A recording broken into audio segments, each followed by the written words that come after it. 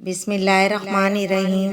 ویسے تو سورۃ الاخلاص کے بہت سے وظائف ہیں، مگر آج ہم سورۃ الاخلاص کا وظیفہ محبت کے حصول کے لیے کریں گے۔ نہایت ہی آسان اور مجرب عمل ہے۔